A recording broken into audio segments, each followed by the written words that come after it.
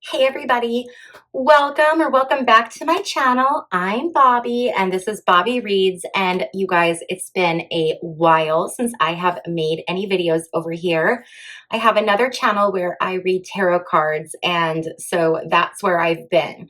But I wanted to come here today to talk to you guys about the Secretary of Defense. And what I really want to talk about is, what does the Secretary of Defense really do? What are they responsible for? Because I think that most people have a general idea, right? Like they're in charge of the military, but what does that really mean? And so I have some really cool illustrations that you know verbal illustrations that I want to give to you guys, so that we really understand the importance of this role as the Secretary of Defense. Okay, so what does the Secretary of Defense really do?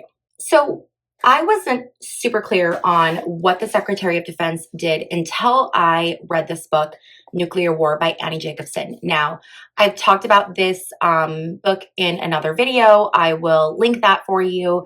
But this book was a major eye-opener for me as far as what a Secretary of Defense, like the gravity of that role is.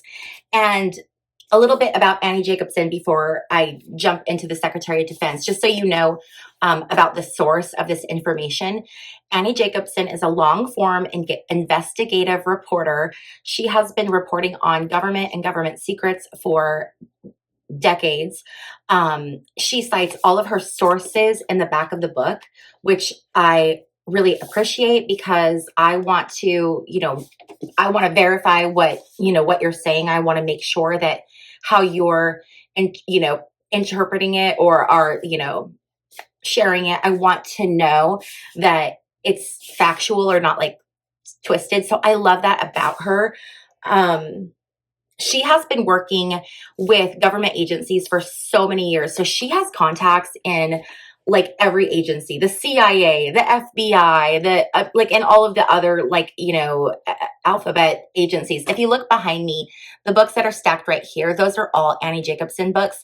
And she has written on like DARPA and the Pentagon and all kinds of stuff. So she's a very reputable source. So I would definitely, if you're interested in this stuff, go check out her work, because she's a phenomenal author.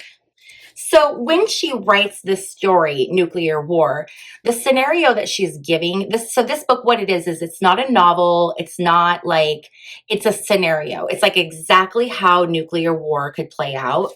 And this isn't being written from a place of like, what ifs. She goes to every single source to find out, okay, so what would happen in this scenario? Okay, then what does that look like? How much time? And this book, it like ticks down minute by minute. It is so crazy. But okay, I'm going to stop going on and on about the book, because this video is not about the book. It's about Secretary of Defense. The reason I brought up this book is because the Secretary of Defense plays such a critical role, obviously, during wartime.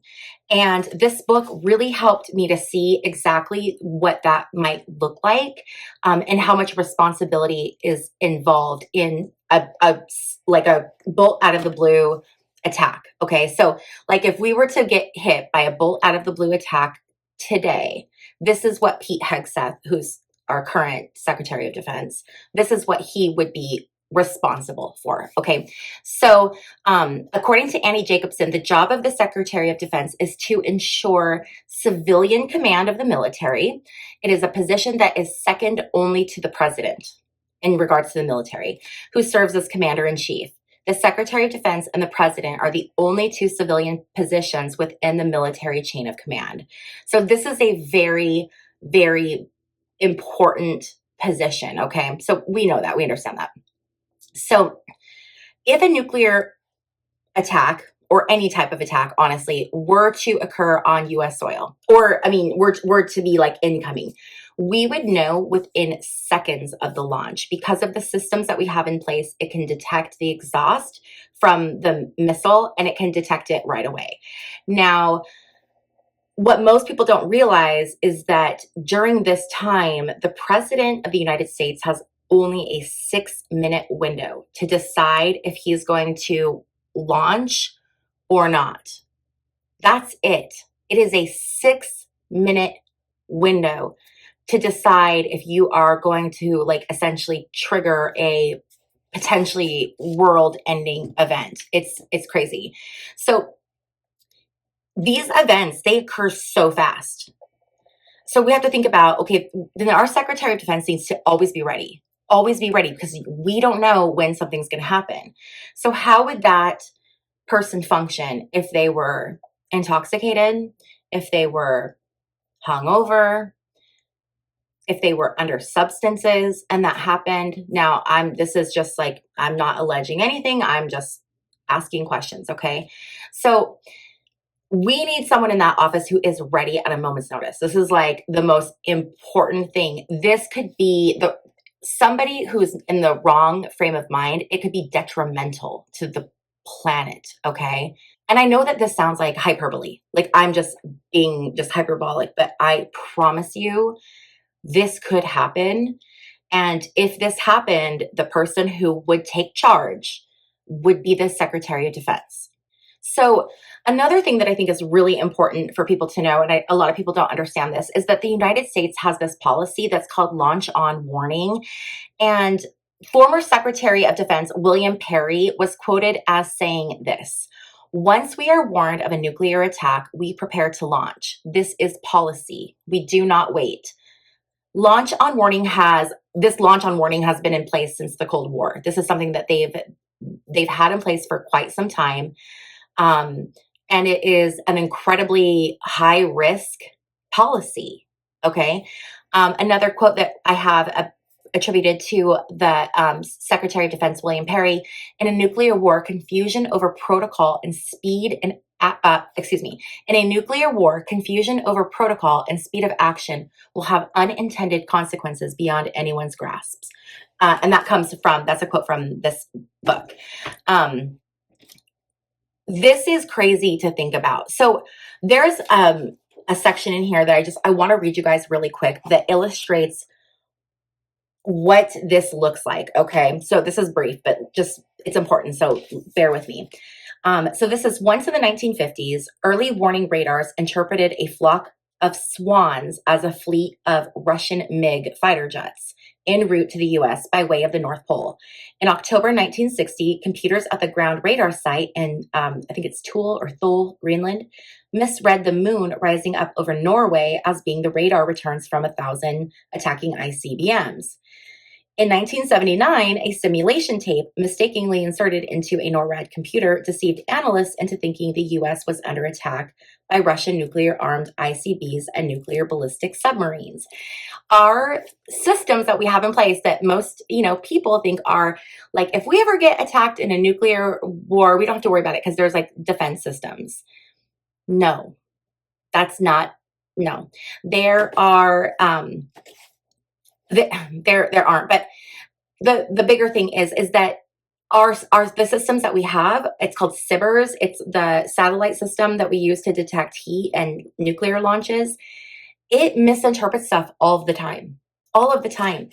This is crazy. So in 1979, there was an apparent VHS tape that was a training tape that was like put into a NORAD computer, and it looked like the US was being attacked.